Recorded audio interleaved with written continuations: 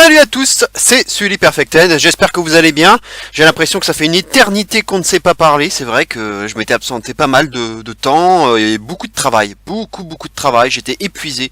Et c'est vrai que je ne suis pas beaucoup intervenu sur ma chaîne, j'ai été obligé de faire une review de 30 secondes sur Survivor Series pour dire que c'était un bon show, ce qui était vrai, mais j'ai pas pu faire de review dans le détail, ce qui ne m'était jamais arrivé dans toute l'histoire de ma chaîne, hein, quand même. Maintenant, il y aura une review complète de TLC, ça je vous le promets. Donc on va attaquer donc ce pay-per-view TLC, le dernier de l'année, avec un kick-off à minuit, un pay-per-view à 1h du matin, et il prévoit 3h30 de show, donc jusqu'à 4h30. Donc un pay-per-view plus court, bien sûr, que les pay-per-view du Big Four, mais avec une carte énorme. 12 matchs, probablement, je dirais, 1 voire 2 matchs en kick-off. Donc je dirais plutôt 10 matchs dans la carte principale, mais il va falloir s'attendre à 1 ou 2 matchs assez courts. Hein, parce que là, 3h30 pour caler tout ça, ça fait beaucoup. On passe donc tout de suite. Pour l'instant, on ne sait pas si ce sera le kick-off, mais on va faire comme si. Avec d'abord la finale du Mix Match Challenge entre Alicia Fox, Jinder Mahal, donc Mahalicia, contre Carmella et R-Truth, donc Fabulous Truth. Une finale absolument sans surprise dans sa teneur. C'était quelque chose que j'avais prédit depuis un certain temps, puisque de toute façon Balor était occupé, il avait un match à TLC de toute façon. Pareil pour Asuka, donc c'était difficile d'avoir mis Asuka en finale, et en plus on nous teasait pas mal de dissensions dans l'équipe, hein, parce que pour ceux qui ne suivent pas le Mixed Match Challenge, moi j'ai suivi tous les matchs, il y a de la dissension qui était teasée, et ça s'est montré lors de la demi-finale, ce qui a permis justement à Carmella et Truth de s'imposer, puisque Asuka s'est retourné contre le Miz, lui a donné une correction, et ça a permis donc à Truth de s'imposer. Au niveau du pronostic, pas de surprise, Carmella et R-Truth vont s'imposer. Pourquoi ? C'est quelque chose que j'étais peut-être l'un des premiers sur internet à le dire. Je l'ai vu à 2-3 endroits, mais d'abord le segment le segment SmackDown 1000 dans lequel on a vu Vince McMahon danser avec Carmella and Truth, je pense qu'il n'était pas si innocent que ça. C'est que il aime les deux, il leur fait confiance, et c'est déjà une marque de confiance importante. Deuxièmement, donc j'étais l'un des premiers à le dire, je le sens gros comme une maison, c'est R-Truth qui se pointe en numéro 30 au Rumble féminin. Au Rumble féminin, c'est tellement évident, mais c'est la chose à faire. La chose à faire, vu comment on fait passer R-Truth pour un idiot, c'est le truc à faire, absolument. Donc je pense que R-Truth va débarquer en 30 au Rumble féminin, mais qu'au final, il ne se présentera même pas en 30 au Rumble masculin, ce qui va un peu nous sauver le truc, et nous permettre peut-être du coup d'avoir un nom beaucoup plus ronflant en numéro 30, d'ailleurs. Donc, même c'est vrai que sur le principe, à connaître d'avance les numéros 30 des deux Rumble, ça gâche un peu les choses. C'est vrai que c'est toujours sympa de pas savoir qui va être numéro 30, ça gâche un peu le truc. Mais je pense que du coup, ils vont nous sauver les choses, avec R-Truth en numéro 30, ça nous permet de sauver le truc. Du coup, en se pointant en 30 au féminin, et en plus, en ne se présentant pas au Rumble masculin en numéro 30. Ce qui va donc nous permettre peut-être d'avoir un remplaçant et de nous sauver la mise. Voilà donc pourquoi j'avais donné la victoire à Carmella and Truth. Allez, on va passer au match suivant, match de championnat Cruiserweight entre Buddy Murphy et Cedric Alexander. Un grand classique de 205 Live, deux des meilleurs high flyers, enfin des meilleurs performeurs, je dirais plutôt, de 205 Live avec Mustafa Ali. Ce sont eux qui portent la division sur leurs épaules.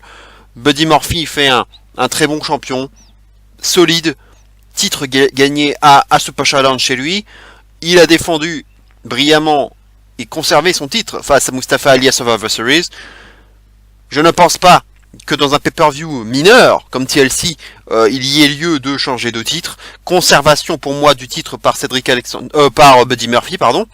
Conservation du titre. Pourquoi pas ensuite faire un triple threat match en intégrant Mustafa Ali peut-être au Royal Rumble, et là pourquoi pas faire un changement de titre et passer un peu à autre chose. En tout cas, je pense que on va pas changer de titre. Le match sera forcément très bon, comme le Buddy Murphy Mustafa Ali de Survivor Series. On va avoir un bon match, peut-être 12-13 minutes, hein, une durée 205 on va dire, en tout cas en pay-per-view. En tout cas, c'est bien que Vince de plus en plus intègre les cruiserweight, hein. Maintenant on les voit de plus en plus, sans compter Lio Rush et Drake Maverick aussi, hein. On voit donc maintenant un match cruiserweight au Survivor Series et à TLC. Ça va peut-être devenir un rendez-vous récurrent maintenant, hein. Un match cruiserweight à chaque pay-per-view, ça peut être pas mal. Donc conservation du titre dans un très bon match, à n'en pas douter, et peut-être une petite évolution du personnage, peut-être d'Alexander qui va peut-être tourner heel sur Mustafa Ali, voire l'inverse, même si j'y crois un peu moins, plutôt Alexander qui tournerait heel sur Ali, un peu frustré aussi de ne pas être champion. Ça peut être ça aussi, la suite des opérations. Match suivant, un tables match entre Natalya et Ruby Riott, et oui, c'est assez particulier comme stipulation, hein. Un peu malaisante, hein, on est d'accord. Intégrer le décès de Jim Neidhart dans la feud, c'est toujours un truc malaisant, même si on se doute que Natalya a donné son accord pour le faire. Mais ce segment avec la table à l'effigie de Jim Neidhart, c'est toujours un peu malaisant. En ce qui concerne le pronostic, Natalya se doit de l'emporter. C'est elle qui est, on va dire, mise on va dire, dos au mur. Avec cette storyline un peu dans l'émotion, hein, finalement, en quelque sorte, hein, avec le décès de son père en toile de fond. Elle a beaucoup subi, elle a pris la table dans la gueule, hein, elle s'est fait écraser par toute la Riot Squad. En plus, donc elle se fait malmener au micro par Ruby Riott, qui lui présente cette table, donc elle est beaucoup sur la défensive, elle est très mise à mal, et c'est elle qui subit un peu les choses. Donc logiquement c'est plutôt Natalya qui devrait s'imposer, même si ça paraît débile, parce que Riot Squad normalement à 3 contre 1, à 3 contre 1 même, ça paraît débile si elle perdait le match, Ruby Riott, mais disons qu'il y a deux lectures. Si la logique de la storyline l'emporte, il faut que Natalya s'impose. En revanche, si le but de la manœuvre, c'est de donner une nouvelle adversaire à Ronda Rousey, notamment au Royal Rumble, hein, un adversaire un peu de transition, et bien là, à ce moment-là, on fait gagner Ruby Riott, voilà, pour avoir une heal en plus, hein, c'est la seule heal crédible pour jouer ce rôle, puisque derrière Nia Jax, donc ce serait très bien d'avoir Ruby Riott, Ronda Rousey au Royal Rumble, et là, en gagnant ce match, ce tables match, bah voilà, ça serait une sorte de title match pour Ruby Riott. Sinon, Natalya vainqueur. Donc Natalya, je vais donner la victoire à Natalya uniquement par rapport à la storyline, et sinon Ruby Riott, si ils veulent lui faire affronter Ronda au Royal Rumble pour lui donner, histoire d'être une adversaire de transition. Sinon il n'y a pas trop de surprises à attendre. Je pense que ça va être l'une des deux, Sarah Logan ou Liv Morgan, qui va se prendre la table à l'effigie de Jim Neidhart, parce qu'on va la revoir, hein, cette table, à mon avis.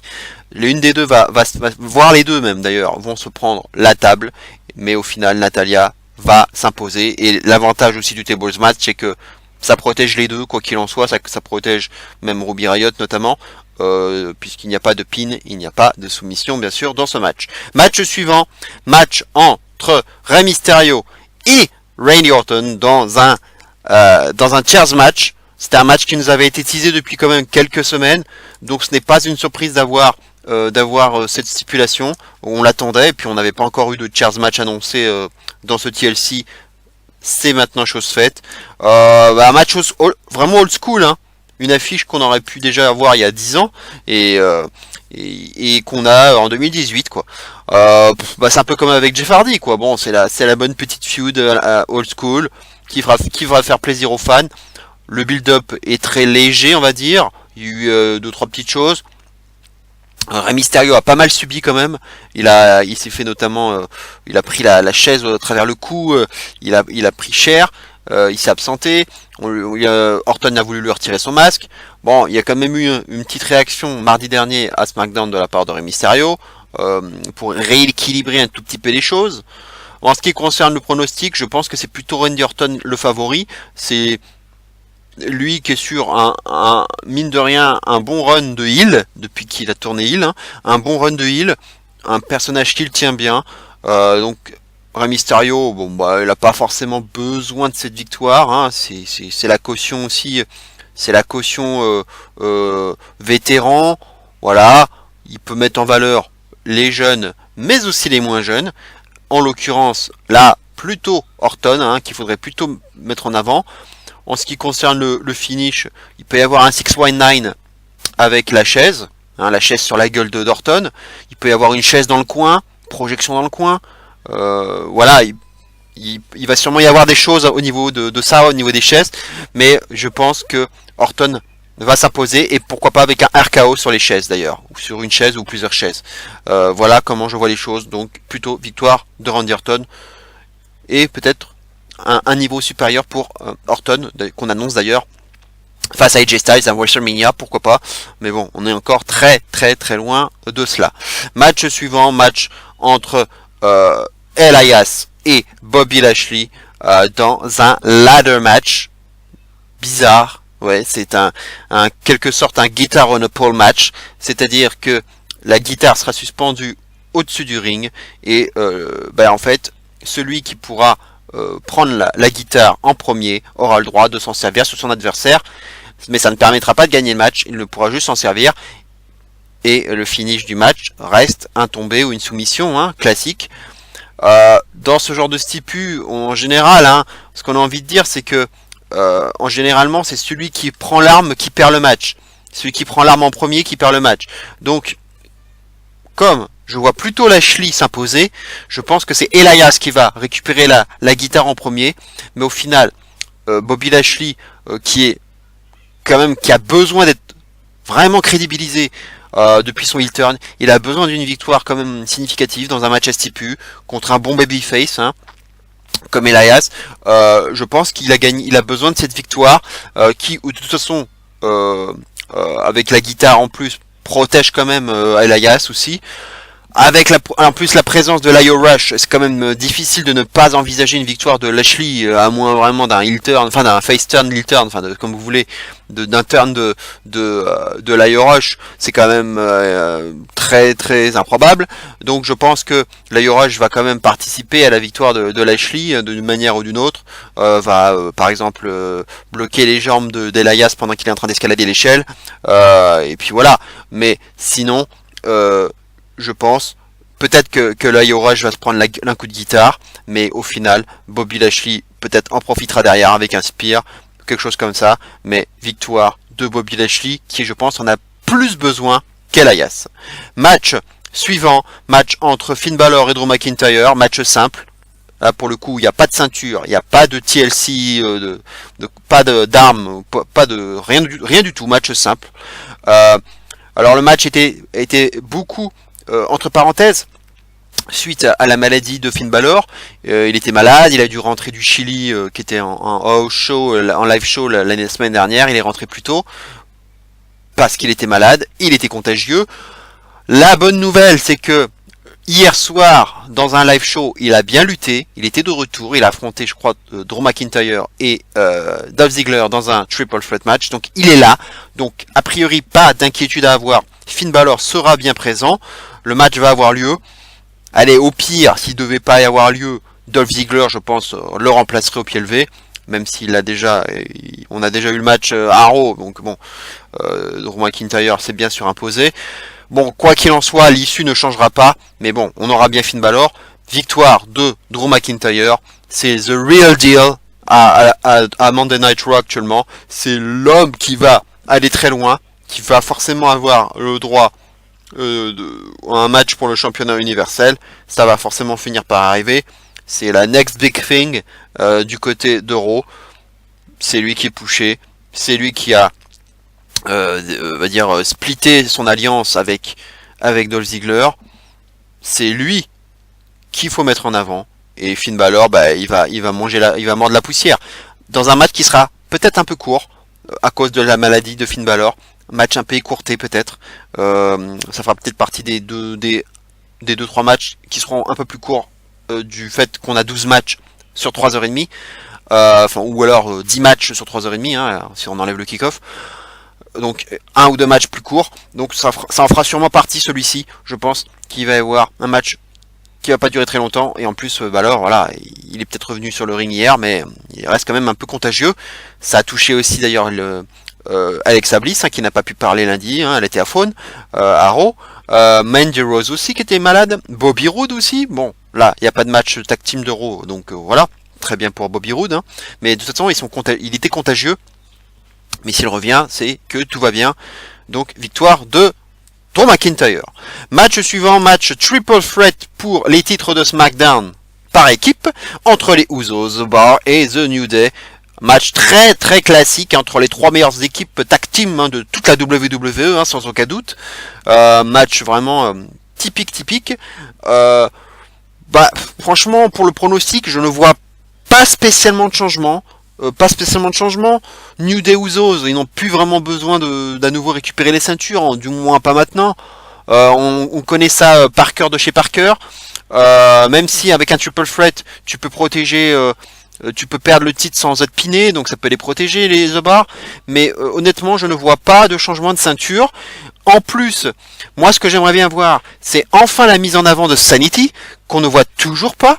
Sanity qui pourrait intervenir pendant le match, pour détruire toutes les équipes d'un coup, pourquoi pas, ou après le match, au moins pour se montrer et quand même présenter quand même la menace qu'il représente dans le roster par équipe, et pourquoi pas avec Nikki Cross pour les accompagner, parce que bon, depuis le temps qu'on attend Nikki Cross aussi, franchement, voilà, il faut que Sanity se montre, ça serait bien, voilà, qu'on les montre enfin et qu'ils se présentent comme une menace. C'est pas possible qu'ils soient au placard comme ça, et c'est toujours les mêmes équipes qu'on voit, c'est toujours ces trois mêmes là. Il faut que Sanity monte.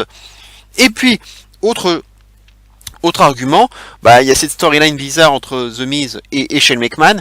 On a vraiment l'impression qu'ils vont finir par former une tag team. Pour l'instant, ça n'en prend pas le chemin, mais on connaît le scénario, c'est typique, hein, le Miz qui propose l'alliance, Shane qui refuse. Ça ressemble à un copier-coller de Golden Truth. Hein, si vous vous en souvenez, Goldust qui avait fait le forcing pour être en équipe avec R-Truth avait refusé. Finalement, Goldust en avait marre, il a abandonné l'affaire. Et puis finalement c'est R-Truth qui s'est retourné, c'est R-Truth qui a réclamé finalement d'être en équipe avec Goldust, et puis finalement ça s'est fini, ça s'est fait au final. Donc je pense qu'on va avoir une sorte de choses comme ça, et que l'histoire c'est que Shane et The Miz vont former une tag team et vont avoir un match de championnat, et plutôt contre The Bar, et ce seront eux-mêmes, je dirais, ceux qui vont faire tomber The Bar. Ceux qui vont faire tomber The Bar, ce seront Shane et le Miz. Voilà comment je vois les choses. Avant un autre programme à WrestleMania avec un Shane McMahon contre le Miz, avec peut-être le trophée Best in the World en jeu. Ça encore, on a largement le temps d'en reparler, mais je pense que il y a quelque chose qui se trame entre Shane et le Miz, et que on va pas faire changer de titre à TLC, on va pas changer les titres à TLC pour à nouveau avoir ensuite Shane et le Miz qui vont à nouveau récupérer les titres derrière. Ça fait beaucoup. Donc pour l'instant, on va rester sur de la conservation, sur de l'immobilisme. On va rester là-dessus. Donc, The Bar retain. The Bar conserve leur titre. Match suivant, Braun Strowman contre Baron Corbin dans un TLC match. Et avec la double stipu, si Braun Strowman l'emporte, il affronte Brock Lesnar au Royal Rumble pour le titre universel. Et en plus, Baron Corbin est viré en tant que General Manager de Raw. Et si c'est Corbin qui s'impose, il sera General Manager permanent de Raw. Et du coup, Braun Strowman n'aurait pas son match de championnat contre Brock Lesnar. Forcément, Braun Strowman, on sait, il est blessé au bras, il s'est fait opérer, il a des bleus au bras, le bras est largement dolori, enfin, c'est quand même impressionnant. Cela étant, je pense qu'il va quand même se pointer, Braun Strowman, et qu'il va squasher, littéralement, Baron Corbin. Ça va aller très très vite. Running Power Slam 1, 2, 3 terminé. Et Pourquoi aussi parce que le match qu'on a eu à Raw, donc dans le dernier Raw avant TLC, c'était quand même un match relativement long entre Corbin et Rollins. Je pense que c'était un match finalement de compensation. On a eu le match à Raw, donc du coup, on peut se permettre de ne pas l'avoir à TLC, ce match TLC, et donc c'est pour ça que ce match TLC n'aura quasiment pas lieu, puisque à mon avis ça va être un squash net et sans bavure. Victoire de Strowman, qui aura donc son match contre Brock Lesnar au Royal Rumble. Corbin va se faire virer en tant que GM, et en plus on le sait, on nous l'a annoncé, la WWE l'a annoncé, Vince McMahon va arriver en personne à Raw dès le lendemain de TLC pour, entre guillemets, shake things up. Shake things up, c'est-à-dire qu'il va tout bouleverser. Toutes les cartes vont être battues pour un peu sauver Monday Night Raw. Donc ça peut être énormément de choses. Shake things up, ça rappelle shake up, donc ça rappelle forcément une draft, un changement de lutteur. On rebat un peu les cartes, peut-être des call-ups surprises comme EC3, Velveteen Dream ou Nikki Cross par exemple. Des petites inversions, des petits switches. Corbin viré de GM et hop, il passe directement à SmackDown.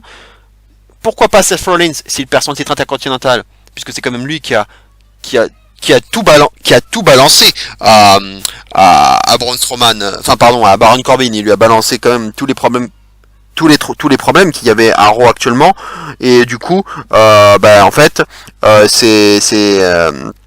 je pense aussi une raison pour laquelle Rollins pourrait être viré, passé du côté de SmackDown par Vince. Un nouveau GM très probable aussi. Kurt Angle va sûrement revenir dans le game, peut-être pour aussi lancer quand même un match à WrestleMania entre Baron Corbin et Kurt Angle, hein, c'est très probable aussi. Bref, il y a beaucoup de possibilités, mais il va se passer des choses, il va y avoir beaucoup de surprises. En tout cas, on nous annonce des grosses surprises à Raw avec la venue de Vince. Je suis super hypé par ça.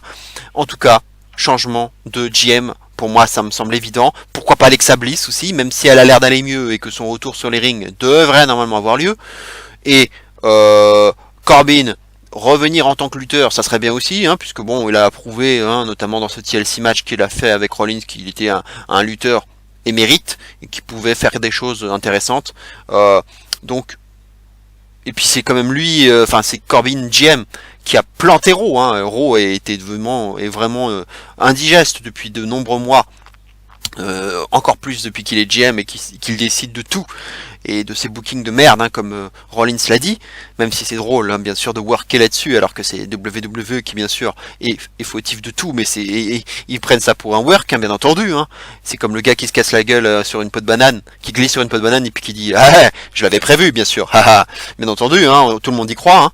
Hein. Bref, donc, victoire de Braun Strowman. À moins, alors il y a aussi beaucoup de rumeurs, Bray Wyatt qui remplacerait Braun Strowman, Matt Hardy, Kurt Angle lui-même, pourquoi pas aussi, hein, Kurt Angle qui remplacerait Braun Strowman et qui lui piquerait du coup, et qui avec une stipu qui restera en l'état, c'est-à-dire le poste de GM en place, en jeu, et Kurt Angle qui s'impose et qui reprend son droit, son rôle de GM, pourquoi pas aussi, pourquoi pas. Et puis de toute façon, il va falloir que régler ce problème de GM à tout prix, et pourquoi pas donc Kurt Angle qui ferait son retour. Voilà. Il y a donc pas mal de fantasy booking possible si Braun Strowman ne pouvait vraiment pas lutter, hein, parce que c'est vrai qu'un running power slam avec un bras comme il l'a en compote, ça va pas être facile. Voilà, mais par contre qu'un Kurt Angle se pointe. En tout cas, voilà, je pense que d'abord ça va commencer avec un Corbin qui va dire voilà, j'ai gagné par forfait, ring the bell. Enfin voilà, où il va compter jusqu'à 10, il va laisser le compte de 10 jusqu'à ce que Braun se pointe, et puis évidemment il va arriver à la dernière seconde, ou alors Kurt Angle va se pointer. Bref, il va être surpris, Corbin va se faire surprendre, il pense qu'il va gagner par forfait, bien sûr il ne gagnera pas par forfait, et en plus il va perdre. Match suivant, match championnat intercontinental entre Seth Rollins et Dean Ambrose. Une feud un peu gâchée, hein. Il faut le dire, c'était une super feud à la base. Le heel turn de Dean Ambrose, on l'attendait depuis longtemps. La feud avec Seth Rollins promettait beaucoup, mais elle a été gâchée.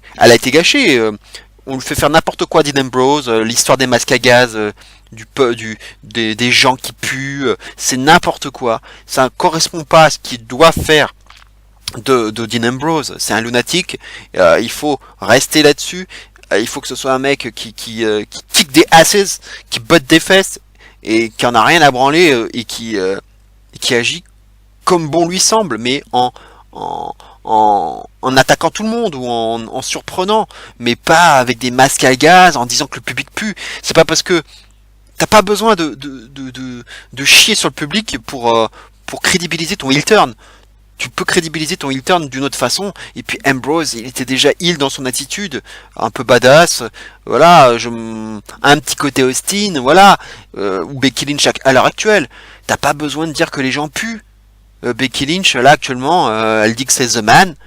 Les gens pop comme des malades, mais elle chie pas sur le public pour autant. Et c'est crédible, voilà. Bref, Ambrose, c'est raté, c'est complètement raté. Et on s'en fout finalement, on est venu à s'en foutre de cette feud et c'est quand même bien dommage.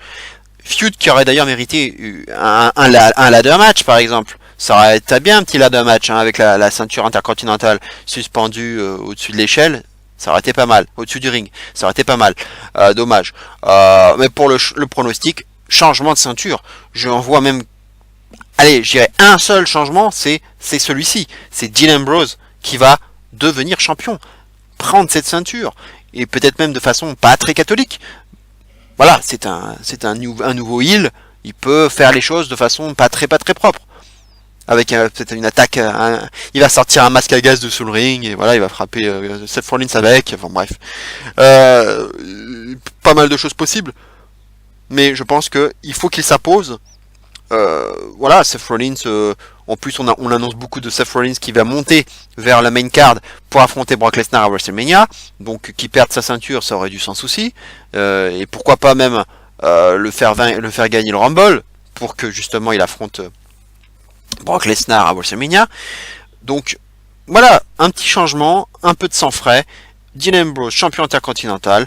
Et là-dessus, tu peux trouver une nouvelle feud à Ambrose.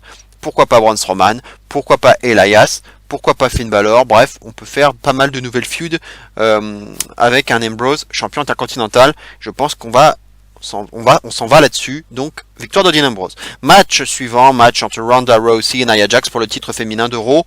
Match qui est un peu bas les couilles. Évidemment, Nia Jax, elle surfe sur une connerie. Encore une fois, la WWE surfe sur ses propres conneries et en utilisant ça pour ses storylines. Sur ce fameux accident du facebreaker, hein, où est-ce qu'elle a démonté la gueule de Becky Lynch. Il surfe là-dessus. Du coup, ça crédibilise de façon complètement involontaire le heel turn de Nia Jax. Hein, c'est ça qui est quand même dingue. Elle a tourné heel en se retournant contre Ember Moon et en s'associant à Tamina et puis derrière malencontreusement elle donne une droite à Becky Lynch. Évidemment, du coup ça la rend plus crédible au niveau du heel turn, mais c'est complètement involontaire et il faut qu'elle même bénisse presque les dieux qu'elle ait fait ça, parce que du coup ça la rend un peu plus crédible à ce niveau-là. Ça la rend plus menaçante avec Tamina dans le coin. Ouais, on peut peut-être se douter, on peut se dire, avoir un petit doute, et se dire attention, Ronda peut être en danger. Bon, reprenons nos sens, restons quand même lucides. Ronda va conserver son titre, c'est évident. C'est le match qui a le moins de suspense de toute la soirée. Quand bien même Tamina sera dans le coin, ça ne va rien changer à l'affaire. Et Ember Moon, à mon avis, Ember Moon va s'inviter à la fête. Elle va, à mon avis, arriver, pas forcément dès le début, mais pendant le match. Elle va faire le nombre pour empêcher une intervention de Tamina. Elle va lui régler son compte à l'extérieur du ring. Et puis, en attendant, Ronda va en profiter avec une clé de bras. Et puis terminer. Match qui peut aller très vite, comme il peut durer une dizaine de minutes. Ça, c'est très variable. C'est très incertain la durée de ce match. Mais voilà, c'est plus une adversaire de transition pour Nia Jax. Un match qui était logique, hein, puisqu'on se souvient que le match n'a pas pu se terminer au Money in the Bank, hein, puisqu'Alexa Bliss est intervenue et a caché sa mallette pour devenir championne. Donc c'est un rematch. Finalement, on corrige finalement les choses. Un match qui était interrompu, donc cette fois-ci il a à nouveau lieu pour qu'on puisse enfin pour en finir justement. Donc ça me paraît, pour moi ça a du sens ce match. Maintenant il faut passer à autre chose. J'ai parlé de Ruby Riott tout à l'heure. Pourquoi pas Ember Moon, mais bon, du face contre face, c'est pas trop le style de la maison. Pourquoi pas Natalya aussi, mais bon, pareil, c'est pas trop le style de la maison. Même si on parle beaucoup d'un heel turn de Natalya sur Ronda, qui serait toujours dans les tuyaux. Bref, je vois plutôt Ruby Riott, voire Ember Moon. En tout cas, conservation, il n'y a pas de surprise là-dessus. Mais Ember Moon doit aussi se montrer durant le match. Je pense que ça peut être intéressant. Match suivant, match du championnat de la WWE entre Daniel Bryan et AJ Styles. Voilà un nouveau Daniel Bryan, très intéressant, un peu en vegan qui s'en prend à tout le public en disant que ce sont que des gens, des moutons changeants, versatiles, fickle, qui ne respectent pas l'environnement. Donc ça correspond tout à fait à son personnage, c'est très crédible puisqu'il est lui-même dans la vie vegan. Donc voilà un heel turn qui se tient, contrairement à celui de Dean Ambrose par exemple, qui aurait dû rester lunatique et ils n'ont pas capitalisé là-dessus. Là au moins on a un heel turn crédible dans le nouveau personnage de Daniel Bryan qui a vite éteint la foule. C'est une belle performance d'éteindre les Yes Chants. Il a vraiment bien mené sa barque avec des bonnes promos bien senties et des bons textes. Par contre c'est dommage, mais un AJ Styles qui est toujours transparent dans la feud, il n'existe pas. Il a fait une petite promo backstage là dans le dernier SmackDown. Il est vraiment une promo très très banale. Il n'existe pas, transparent, et c'est Daniel Bryan qui porte la feud à lui tout seul. Il faut le dire. Concernant le pronostic, il n'y aura absolument pas de changement de ceinture, c'est évident. Daniel Bryan va conserver son titre. Maintenant, il peut y avoir un tout petit doute par rapport au finish. S'ils veulent prolonger encore la feud, c'est pas impossible que AJ Styles, pour se venger du coup de pied dans les roustons qu'il avait pris à SmackDown lorsque Daniel Bryan lui avait pris le titre, pourrait tout à fait faire la même chose.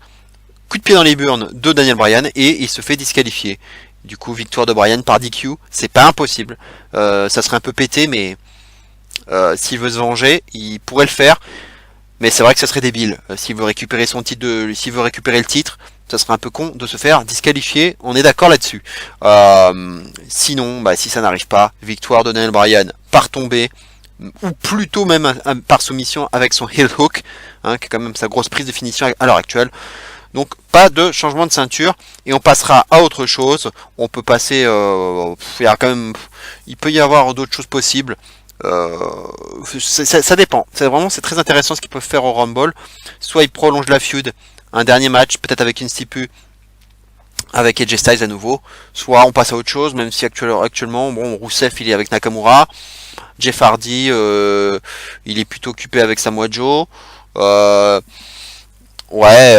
C'est pas, il y a pas trop de place actuellement au niveau des babyface. Rey Mysterio il est occupé avec Orton. En plus il est pas sûr de gagner son match. Donc Mysterio je suis pas sûr non plus. Bref, je suis pas sûr qu'on puisse donner un adversaire à Daniel Bryan tout de suite. Donc peut-être qu'on va prolonger la feud et que AJ Styles va se faire disqualifier, à moins que ce soit Daniel Bryan qui en profite à nouveau par un mouvement de heel et qui se fasse disqualifier, ce qui serait un peu la surprise. Mais pourquoi pas, si c'est Daniel Bryan qui se fait disqualifier, du coup ça a un peu plus de sens. Et là, AJ Styles aura le droit à son rematch dans un ODQ. Voilà ce qui pourrait arriver au Rumble. Mais en tout cas, pour moi, Bryan conserve son titre. On va passer enfin à ce qui devrait être, et ce qui doit être le main event, le Triple Threat TLC match. Un match inédit dans cette stipu pour les femmes, entre Charlotte, Becky Lynch et Asuka. Titre de SmackDown en jeu. Là, franchement, 3000 scénarios possibles. Tout est possible. C'est un match hyper hypant. Superbe affiche, franchement. Les trois peuvent gagner. Franchement, les trois peuvent gagner. Tous les scénarios sont possibles. C'est un match ultra important pour la suite, pour la Road to WrestleMania. C'est déjà un match important, puisque en quelque sorte, on peut dire que celle qui ne ressortira pas championne de ce match aura de grandes chances. En tout cas, elle sera favorite au Rumble pour aller ensuite affronter Ronda Rousey. C'est quand même très probable. Celle qui va rester championne, en revanche, du coup, elle a moins de chances de participer au Rumble et donc moins de chances de participer à un match face à Ronda. Mais je reste quand même je garde en tête cette intervention de Vince qui pourrait tout modifier, peut-être même réunifier les shows, hein, la fin du brand split, hein. Il y a eu des rumeurs là-dessus, ce qui ferait que du coup tout le monde pourrait affronter tout le monde à nouveau, donc pourquoi pas. Donc ça pourrait tout changer aussi au niveau féminin, notamment dans l'histoire avec Ronda, Becky et Charlotte. Aussi peut-être des mouvements, hein, donc dans le roster. Donc peut-être Becky ou Charlotte qui passerait du côté de Raw, hein, pour redynamiser un peu le roster féminin et du coup bah aussi rendre possible le match face à Rossi. Bref, il y a beaucoup de possibilités. Voilà, on va écarter, ce que je vais écarter, on va dire, c'est Asuka. Asuka championne, d'abord parce que on le sait, Vince n'apprécie pas le fait que qu'Asuka ne parle pas anglais. C'est vrai que c'est un problème pour elle.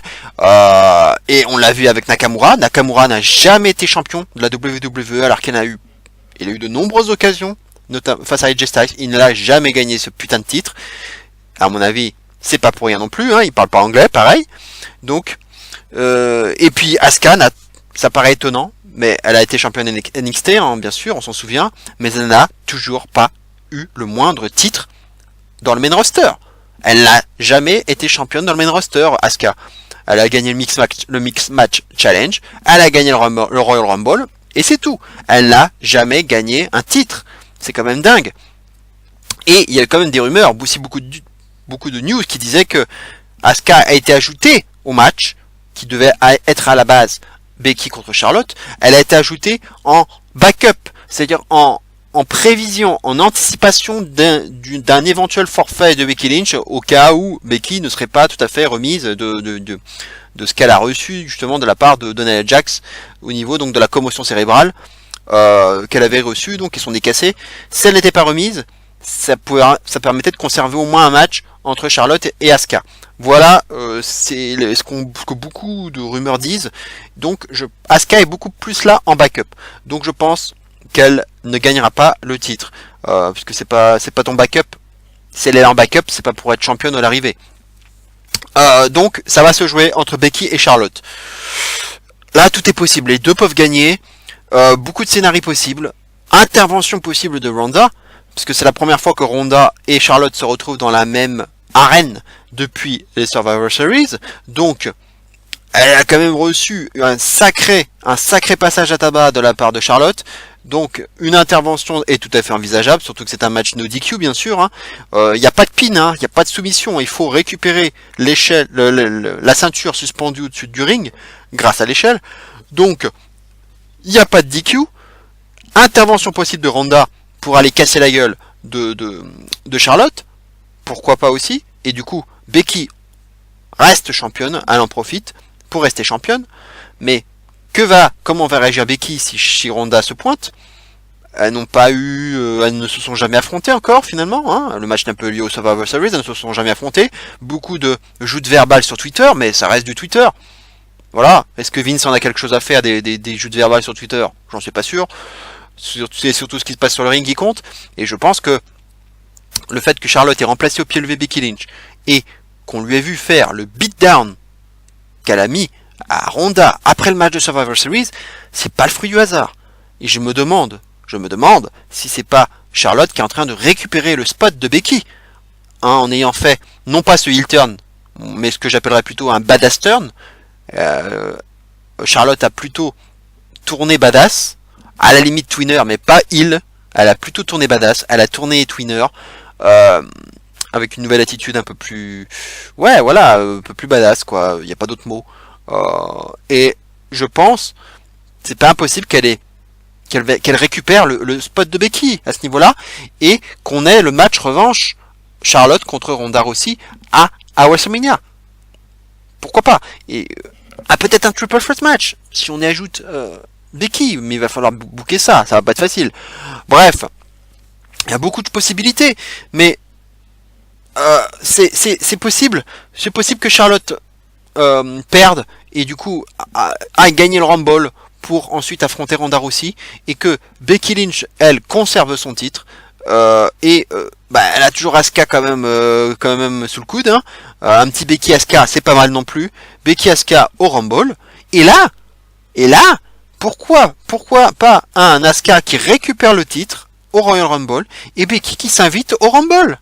Becky s'invite au Rumble avec Charlotte, et là on peut nous faire, alors attention, là grosse pincette, et pourquoi pas un finish à la Lex Luger, Bret Hart, avec les deux filles qui touchent le sol en même temps, et là on est obligé d'avoir deux gagnantes. Charlotte et Becky gagnent le Rumble toutes les deux, et vont affronter Ronda Rousey à WrestleMania, soit dans un triple threat match, soit l'une après l'autre, comme ils avaient fait à WrestleMania 10, WrestleMania 10, où Lex Luger avait affronté Yokozuna, puis Bret Hart avait affronté Yokozuna dans la même soirée. Et ils peuvent nous refaire le coup. Attention, attention. Donc je vais donner la conservation du titre par Becky Lynch, qui reste quand même une championne crédible, qui plaît au public. Ce serait dommage de lui faire perdre le titre, même si dans un triple threat match c'est tentant. Hein, puis de toute façon, un match de l'échelle, ça décrédibilise personne de perdre son titre.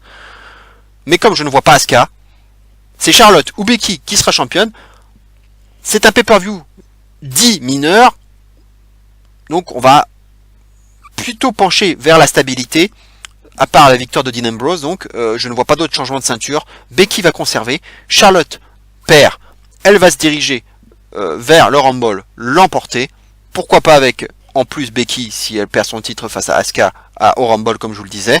Sinon elle gagne toute seule comme une grande, et elle choisit d'affronter Ronda pour la grosse revanche, parce que forcément elle a pas réussi à battre Ronda au Survivor Series, elle va vouloir sa revanche forcément. Et Becky, elle, pendant ce temps-là, elle affronte Asuka, elle a quand même un os à ronger. Derrière il y a du Sonya Deville, et il peut y avoir aussi du Shayna Baszler qui va forcément arriver bientôt. À mon avis, je la verrai même arriver au Rumble. Shayna Baszler. Donc il y a quand même des choses à faire pour Becky ou Asuka. Parce qu'un Asuka Baszler à WrestleMania, Asuka championne contre Shayna Baszler, ça peut être aussi pas mal. Franchement, il y a des choses à faire. Voilà ce qu'on pouvait dire donc sur les pronostics, éventuellement spoilers de TLC, avec les news fraîches. J'espère que ça vous plaira.